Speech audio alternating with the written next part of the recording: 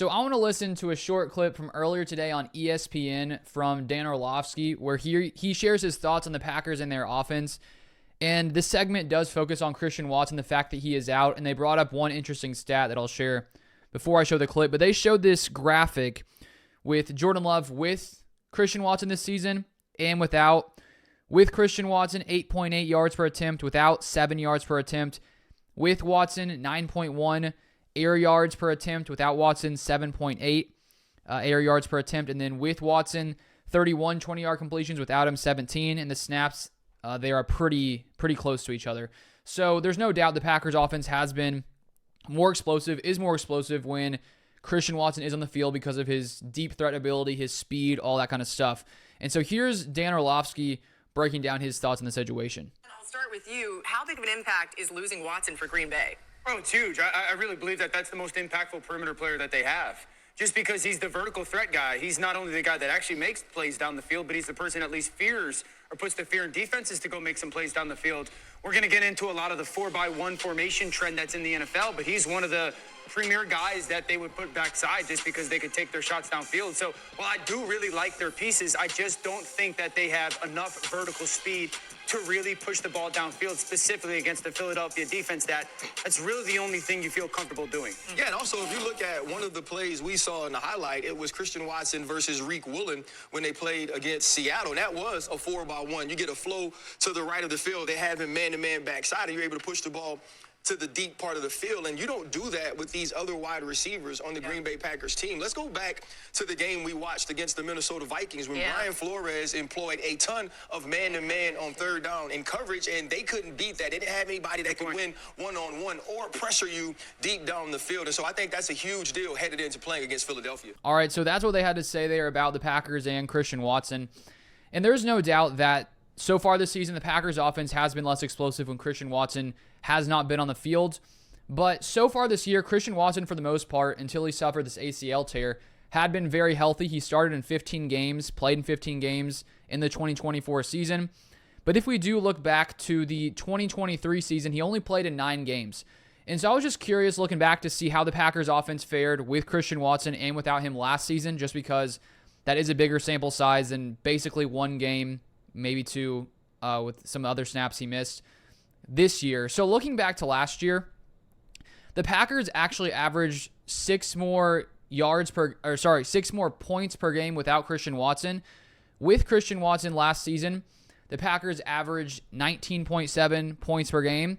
And in the games that Christian Watson did not play last year, which was 8 games, they averaged 25.6. So it's basically 6 more points per game without Christian Watson last season. So I don't think that Christian Watson not being on the field just means the Packers aren't going to be able to find success offensively. Now, in that game against Minnesota, that was true, and I do think not having Christian Watson and his speed on the field does change the way defenses play you. But consistently last year, the Packers were still able to find success without Christian Watson on the field.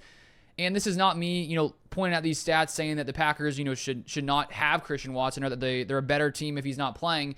Because I do think when you look to some of those games last year that he missed down the stretch, I think it was like 3 or 4, something like that down the stretch last year. It was when Jordan Love was really heating up as a quarterback, playing really great football. And so it's not just Jordan Love, or it's not just Christian Watson, missing time that sort of elevated the Packers. I think Jordan Love at times did play better when Christian Watson wasn't on the field. But it just sort of shows me that considering this year the Packers have a very similar, if not pretty much exactly the same receiver room this year as it did last year, I'm not sold on the fact that the Packers offense is just going to struggle, going into the playoffs. Now, the Eagles do have a very good defense, so it will be a really tough task. But I think we saw last year when Christian Watson was down, a lot of other Packers receivers stepped up, and that's what I think is going to have to happen coming into playoff time with Christian Watson down. We saw Bo Melton, if I'm remembering correctly, he was the Packers' first receiver last year to have 100 yards in a game, and that was one that Christian Watson missed. And so when Watson was down, the other receivers just stepped up. Jordan Love played really good football. And so there's no doubt the Packers lose the deep threat ability of Christian Watson. But the Packers showed last year that without Christian Watson, they can still play good, and they even played better football. So looking ahead to this Eagles game, I'm going to do a full breakdown on it a little bit later in the week. I started doing a little bit of research so far, but I have not gotten all the information I want to share in that video this upcoming week. But just, sort of looking around, I do think most people are picking the Eagles. It's not surprising considering how poorly the Packers have played the past couple weeks. It is important to remember before the past 2 games, they did put up 30-plus points in 5 straight games. And I do think one of the biggest factors in this game is really just Jordan Love letting loose. I think that we see a different quarterback when it comes to early in some of these games against top-tier teams. And then in the second half, when the Packers are down 1-2 scores, Jordan Love just takes his play to another level. And I really do think the reason for it is that early on in the game, it feels to me like Jordan Love is being more hesitant. He's more focused on not making mistakes, more focused on not trying to throw interceptions because he did struggle with that early on in the year. And I think when Jordan Love is down 2 scores, he almost, comes in and thinks to himself, sort of me guessing based on how he's played, he basically has to go in and push the envelope every single play. And I think that there's really nothing to lose. You're already down 2 scores. I really think he stops thinking as much, and I think he really starts just letting loose. And so I think that if Jordan Love can come into this game against the Eagles, just start off right off the bat playing free, not really, being so focused on not making mistakes. Of course, you don't want to throw picks, things like that. But I do wonder at some point, can you be so focused on not throwing an interception, so focused on, trying to put the ball in a perfect spot that you're not really playing free and playing loose?